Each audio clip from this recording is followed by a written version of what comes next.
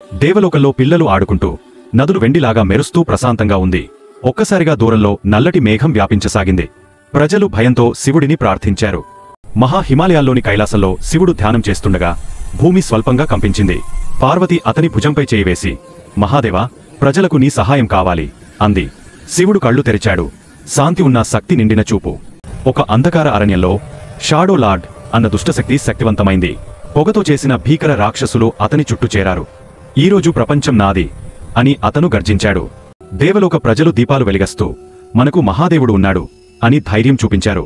ఆరవనే చిన్న బాలుడు, చీకటి మీద వెలుగు గెలుస్తుంది అని అరిచాడు. నంది ఇది విని కైలాస వైపు పరుగెత్తాడు. శివుడు తన త్రిశూలాన్ని ఎత్తుకుని యోధుని ముడి కట్టుకున్నాడు. ఆకాశంలో మెరుపులు గర్జించగా, శాంతి కోసం నేను యుద్ధిస్తాను అన్నాడు. షాడో లార్డ్ చీకటి తరంగాలతో దాడి చేశాడు. శివుడు చేతిని ఎత్తి వెలుగు కవచాన్ని సృష్టించాడు. వెలుగు మరియు చీకటి మధ్య భారీ జీ జరిగింది. యుద్ధంలో ఒక చిన్న అమ్మాయి చీకటి మంత్రంలో చిక్కుకుంది. ఆరవ్ భయపడకుండా పరుగెత్తి తన దీపం వెలుగుతో ఆ మంత్రాన్ని చెరిపాడు. అతని దయతో ఆ వెలుగు ఇంకా ప్రకాశించింది.